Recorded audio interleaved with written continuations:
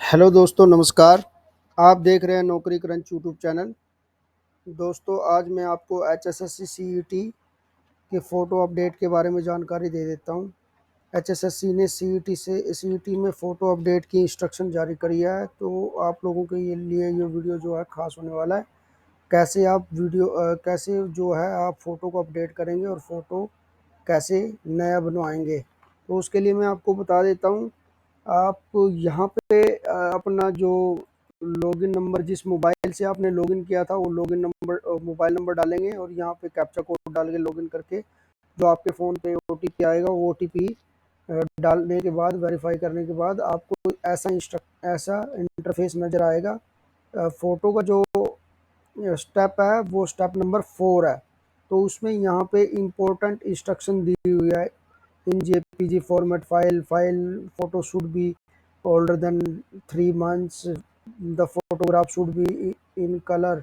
इसके लिए मैंने पूरा का पूरा जो ये इम्पोर्टेंट इंस्ट्रक्शन जो है वो मैंने पूरा का पूरा जो है हिंदी में बना लिखा हुआ है यहाँ पे।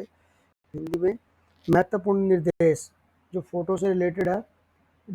जो फोटो है आपकी वो जेपीजी फॉर्मेट में होनी चाहिए अपलोड करते टाइम पे।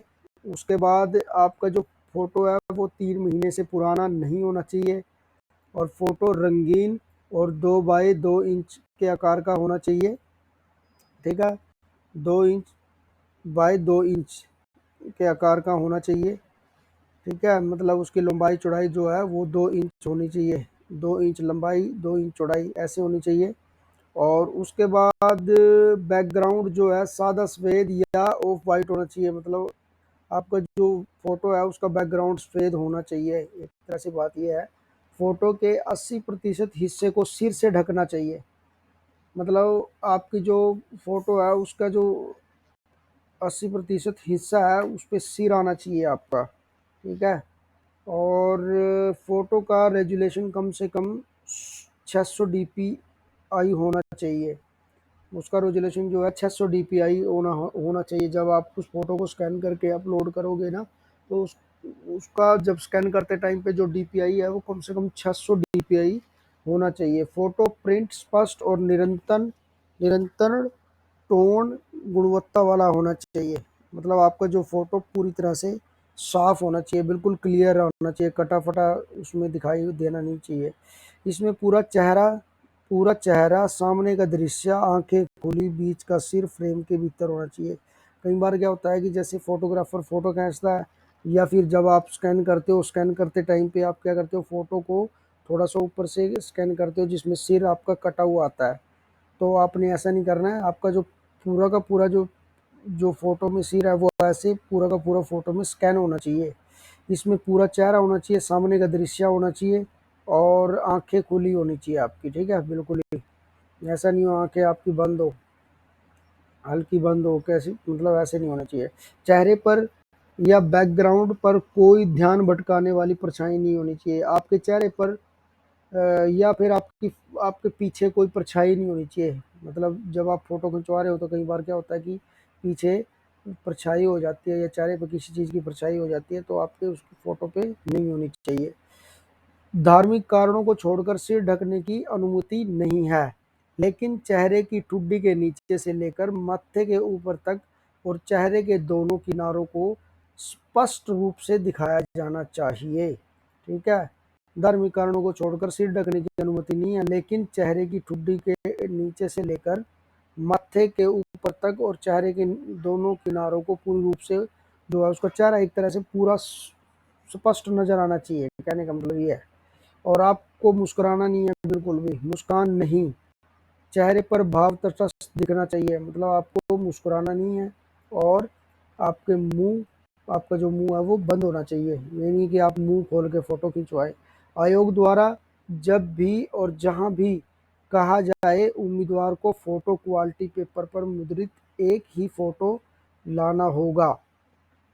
ठीक है, उपरोक्त विनिर्देशों को पूरा नहीं करने वाले डिजिटल या मुद्रित फोटो को अस्वीकार कर दिया जाएगा और उम्मीदवार को अस्वीकार कर दिया जाएगा। जिन उम्मीदवारों ने पहले ही आवेदन पत्र भर दिया है वो भी उपरोक्त देशों के अनुसार साथ अपनी तस्वीर अपडेट कराएँ। मतलब इसका मतलब ये है कि जिन लोगों ने पहले भी फॉर्म भरा हुआ ना, क्योंकि ये फॉर्म जो है तकरीबन 1 साल से ऊपर हो गया है, ये जो फॉर्म है वो भरे जा रहे हैं। तो आप जिन लोगों ने फॉर्म भरा हुआ तो उन लोगों को भी फ़ोटो अपडेट कराने की ज़रूरत है, क्योंकि फ़ोटो जो है वो 3 महीने से जो है पुराना नहीं होना चाहिए, ठीक है? और आपको जब मतलब जब भी किसी दिशा निर्देश के अनुसार वो आयोग जो एचएसएससी डिपार्टमेंट है फ़ोटो मंगवाएगा, तो आपकी फ़ोटो उसी तरह से प्रिंटेड होनी चाहिए।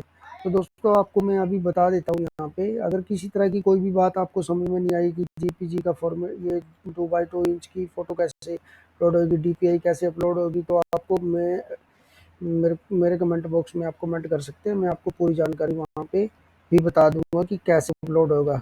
तो उसके लिए दोस्तों अब मैं आपको ये बता देता हूँ कि आप करेक्शन जो है आपकी फ़ोटो का जो करेक्शन है वो कैसे कर सकते हैं, क्योंकि अभी क्या है कि डायरेक्टली आपको जो ऑप्शन नहीं मिलेगा। ऑप्शन लेने के लिए आपको क्या करना पड़ेगा, आप जनरेट अपडेट रिक्वेस्ट पे जाएंगे। जनरेट अपडेट रिक्वेस्ट यहाँ पे क्लिक करने के बाद आपको जनरेट अपडेट रिक्वेस्ट पे जाएंगे, ये अभी खुल रहा है। खुलने के बाद आपने क्या करना है, यहाँ पर रिक्वेस्ट डालने के लिए आपने स्टेप नंबर 4 क्लिक करना है। इसका मतलब ये है कि भी आप कुछ एडिट करना चाहते हैं, जो भी आप एडिट करना चाहते हैं वो स्टेप 4 में है। स्टेप 4 पे क्लिक करने के बाद यहाँ पे आपने लिख देना है I want to update photo. जैसा भी आपको ठीक लगे वैसा आप अपने हिसाब से लिख लेना है। यहाँ स्टेप नंबर 4 सेलेक्ट करने के बाद I want to update photo, ठीक है? यहाँ ये लिखने के बाद आप यहाँ पे सेव रिक्वेस्ट पे जो है क्लिक कर देंगे। सेव रिक्वेस्ट पे क्लिक करने के बाद आपको यहाँ पे जो है लिखा हुआ आएगा, थोड़ा इंटरनेट स्लो है या वेबसाइट में थोड़ी दिक्कत है जिसकी वजह से ये अपना घूम रहा है। तो चलिए दोस्तों मैं आपको बता देता हूँ।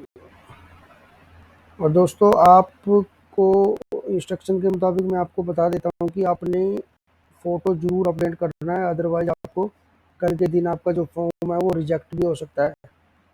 Your application form has been reopen for updation for next 3 days। You are requested to update the same within 3 days। मतलब आपका जो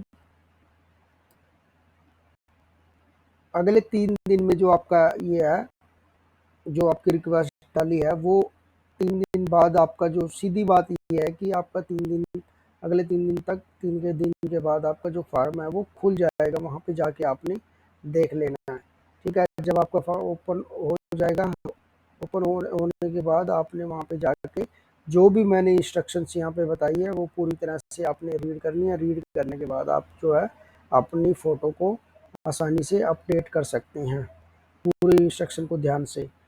और तो दोस्तों मेरी वीडियो पर बने रहें, बने रहने के लिए धन्यवाद। और मैं आप जाने से पहले मैं आपसे रिक्वेस्ट करता हूं कि आप मेरे चैनल को सब्सक्राइब कर लीजिए, बेल आइकन को ऑन कर लीजिए, और एजुकेशन और जॉब से रिलेटेड अगर कोई भी वीडियो मैं डालता हूं तो वो आपके पास सबसे पहले पहुंचे। तो दोस्तों मेरी वीडियो पर बने रहने के लिए धन्यवाद।